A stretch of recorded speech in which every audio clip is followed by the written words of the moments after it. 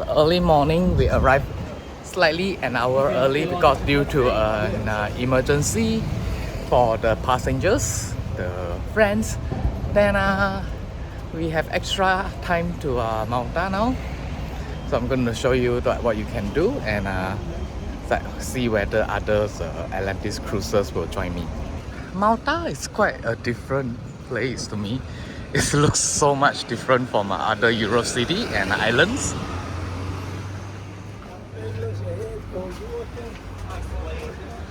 It's a super hot day over here, and about 15 minutes walk. I really need to drink some water to cool down myself.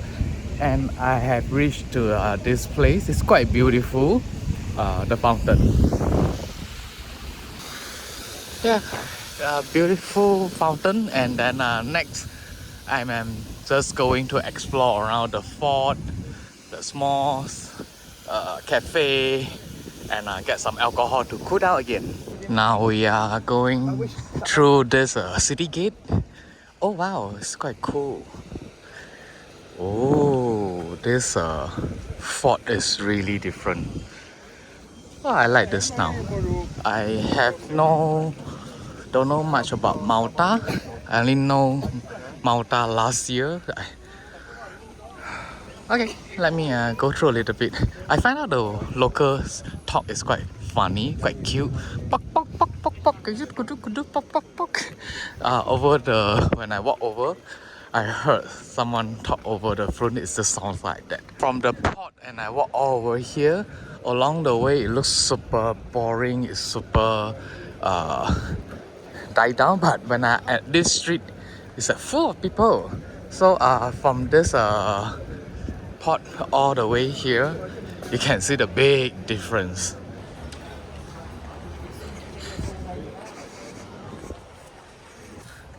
This is a very interesting place. Really, it's like completely different than what you see from those big Euro city. I like it. If I'm not in a cruise, I would love to spend a few days here to take photo and roam around. It's beautiful and it's very hot, and then there are people fainted. So stay hydrated as you can. The wine festival sounds good to me. I am going to check out what I can get.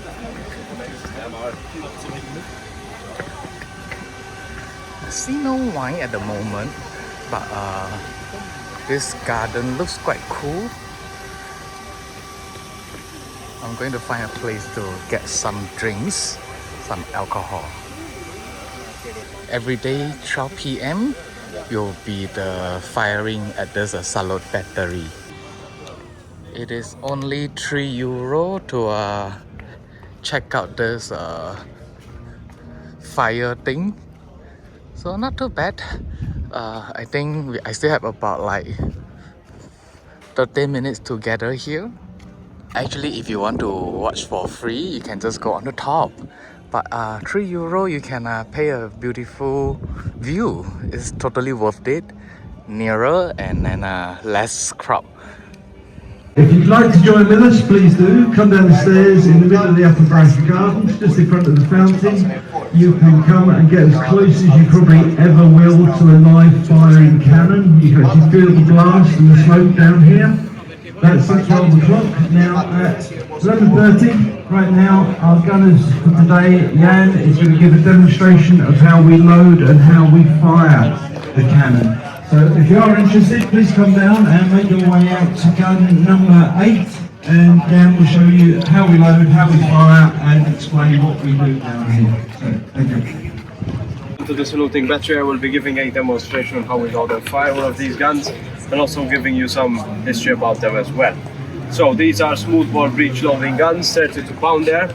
32 pounds refers to the weight of the cannonball for it to fit inside the cannon, not the weight of the cannon itself. These weigh about 2 tons.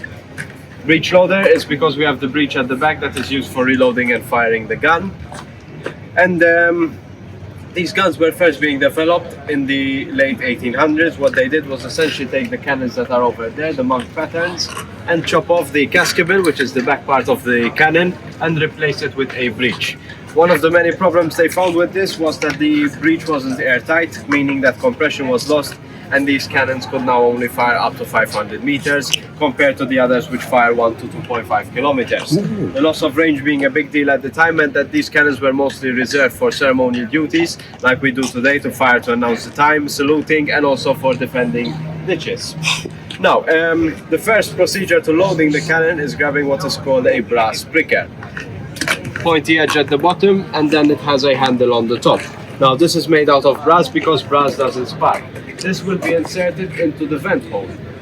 The cannon is made out of cast iron, and once we start moving the PRECA up and down, if the PRECA was made out of iron, it will cause friction and sparks, and then the cartridge inside will ignite before 12 o'clock for sure. So we use brass in order to make sure that doesn't happen. The PRECA itself is used to clear out any gunpowder from the vent hole and to make sure that the inside of the cannon, the bore, is completely clear. There's nothing inside. As you can see, it moves in and out freely. There's nothing inside of it.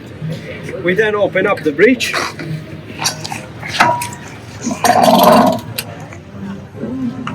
If you'd like to take a look inside, it's smooth.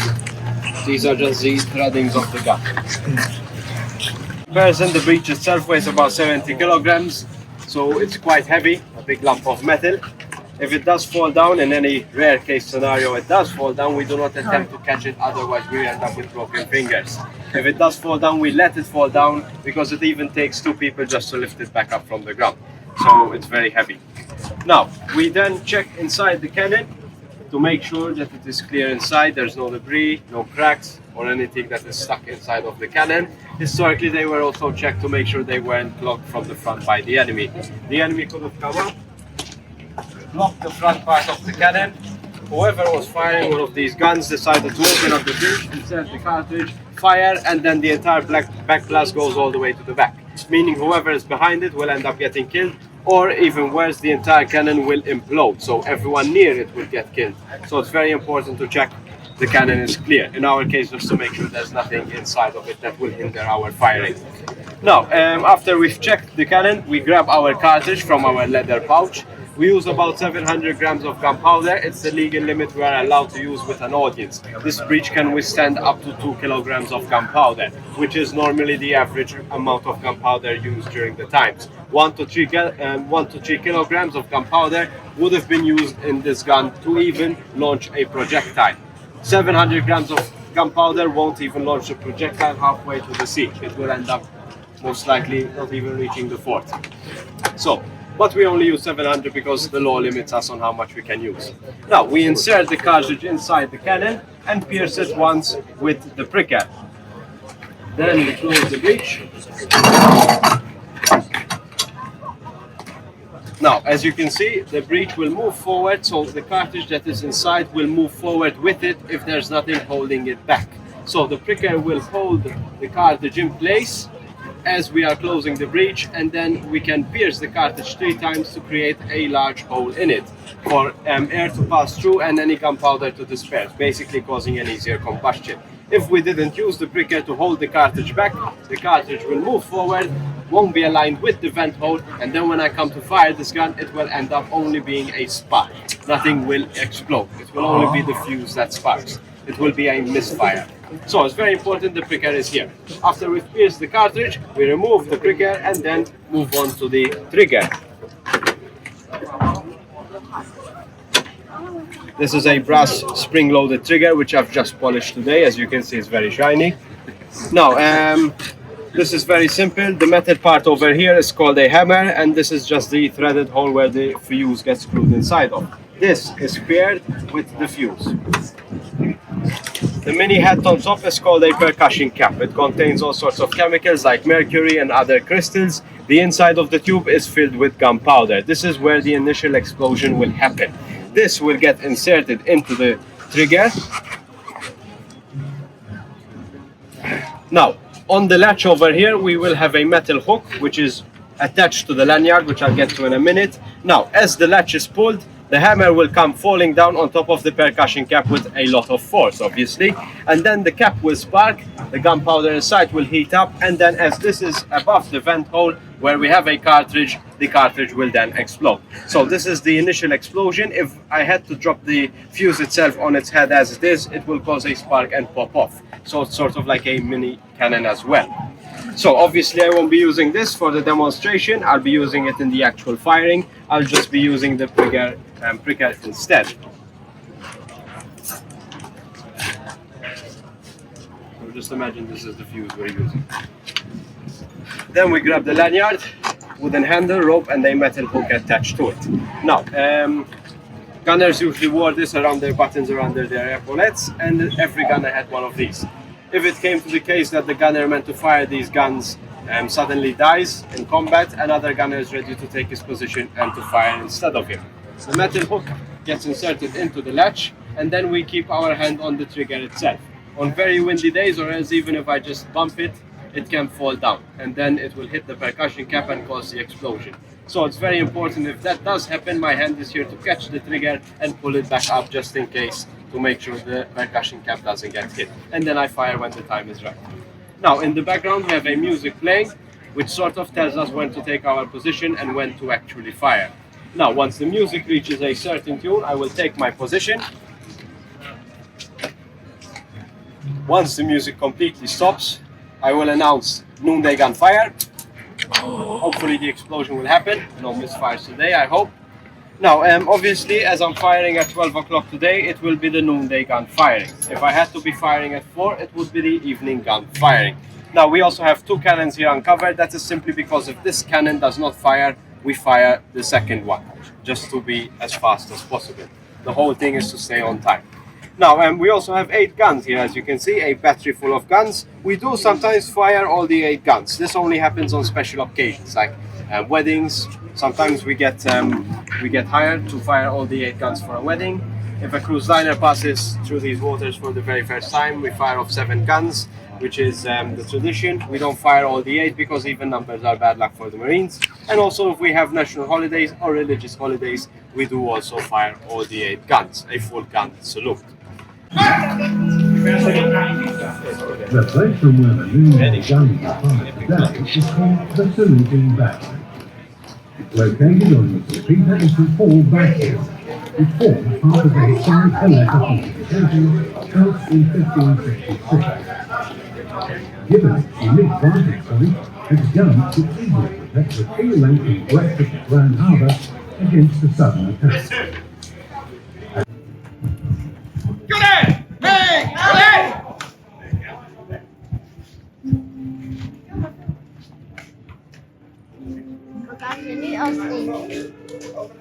Behind them.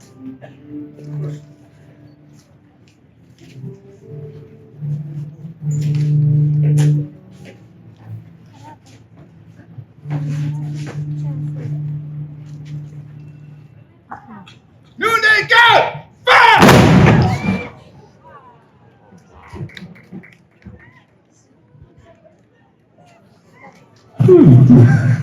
Okay, ladies and gentlemen, I hope that came loud enough for you. Sorry about the smoke. Could we have a big round of applause, please, for our gunner today, Jan?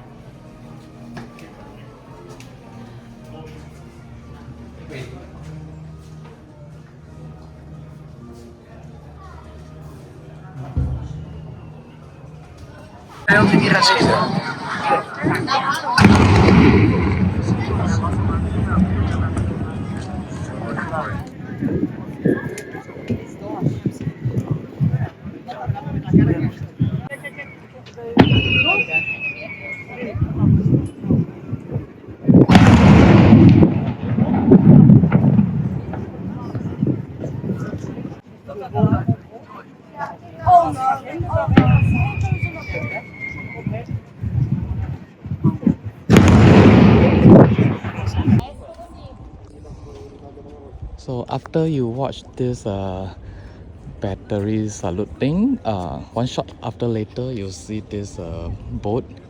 It will actually shot 7 times or 8 times of the fireworks fire is really loud, and I just miss out the two shot. The last two is really cool, and you can just stay around for the view because the view here is actually quite nice. Oh, coming.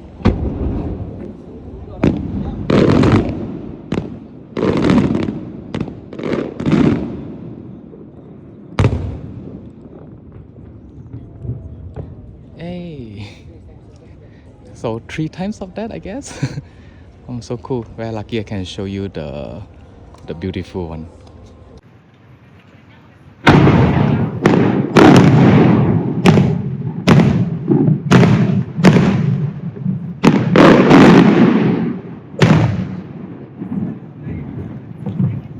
My next stop will be the local market. Looks touristy enough, but I think I should be able to find something to have a quick bite. So let me go have a look with the food market. Here I can see that sitting on level 1, and then here is for more food court, beer, wine bar, and the basement will be the traditional food and gift, fruit, butchery, bakery, pickle beverages. It's actually quite cool, looks traditional enough and yet modern. It's a supermarket, lovely. I can stock up the local alcohol.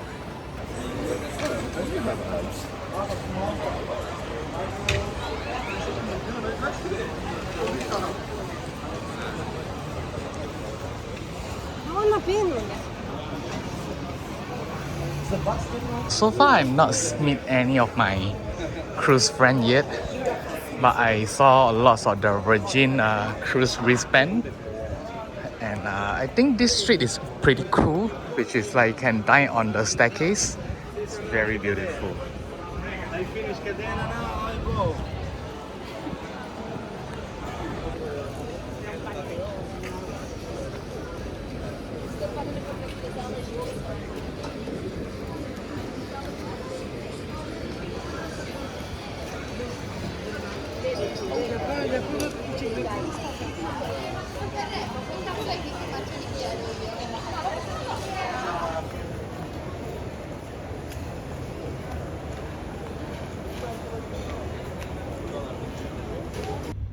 That is Port Manuel, if I spell it right.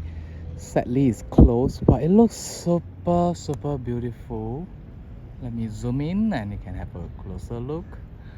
I saw this staircase actually can go down.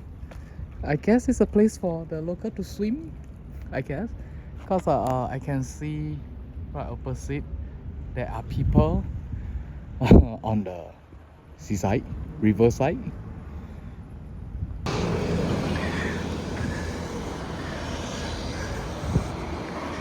I really think it's a beautiful place. Too bad I'm here alone. I am coming to have a quick lunch. So far it's the place that sell Malta food, fresh fish. So this is what I'm going to have for my lunch. Check out this place for my lunch. It's quite cozy. It's inside a living hall, and then here is the menu. I have no idea what I should order, but I will check with the staff. They offer the bread like this. I think something like salsa. This is the Malta fish soup. I'm going to give it a try. It's one of their traditional dish.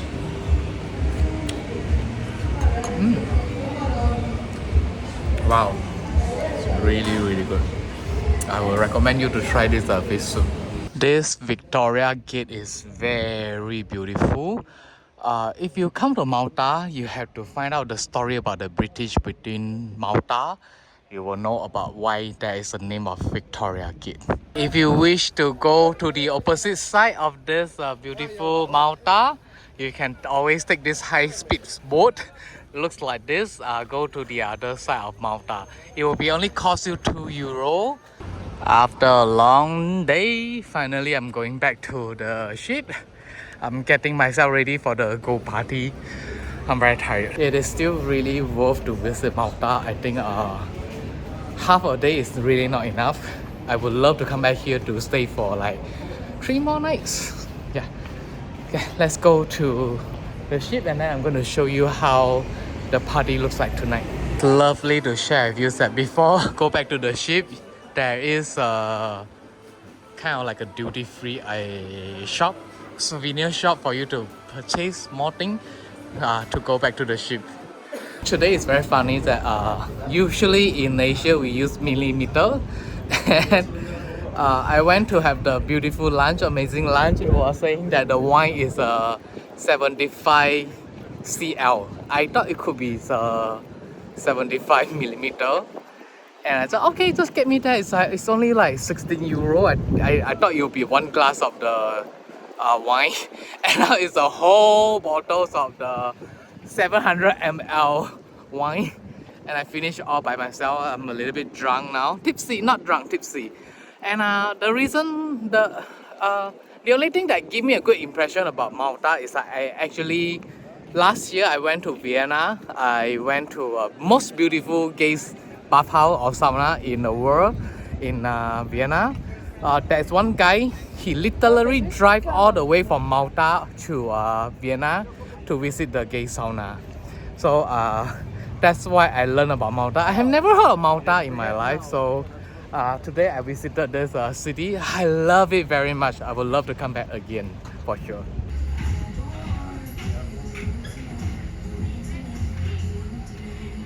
Oh my God! Hello, Atlantis! What's up, my duties? Hi, OMG! Touch me, hold me, touch me in the morning. How was your day? I do touch myself. You said touch yourself. And I do touch myself. I touch myself on this very same ship where you're all touching each other. And that's my lot in life, but I'm getting paid. 1 in 5 cruise directors has to masturbate alone. But for the low price of $20 to Venmo, you can support your mid-aged cruise director in affording pay-per-view minutes.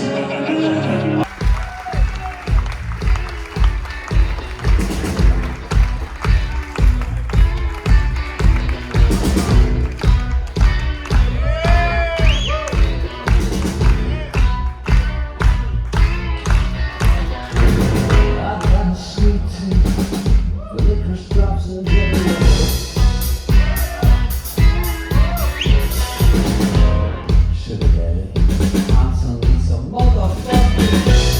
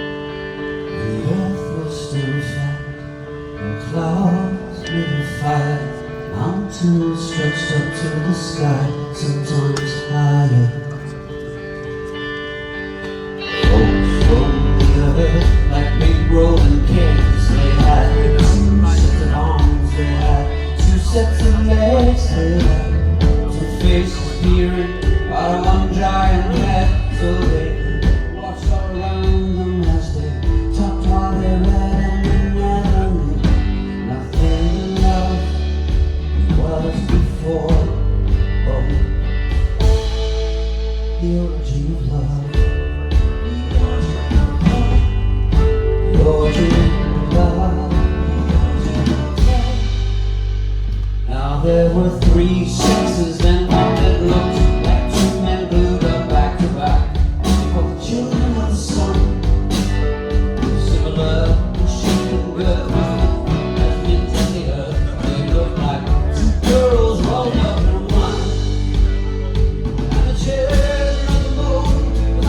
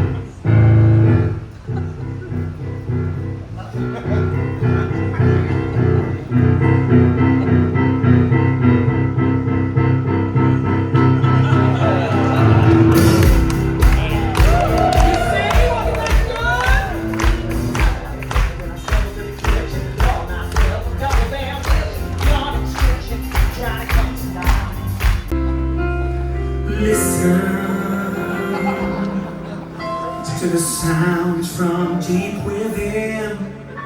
It's only beginning to find release. It's shy!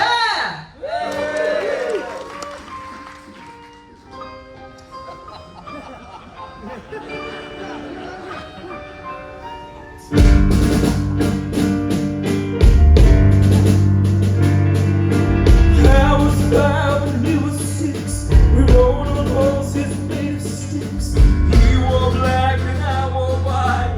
He would always win the fight. Bang, bang, shut me down. Bang, bang, I hit the ground. Bang, bang.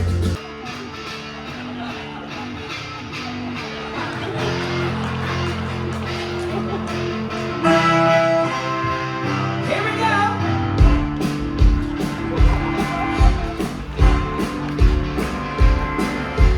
Church house, gin house, well, schoolhouse, outhouse, on highway number 19.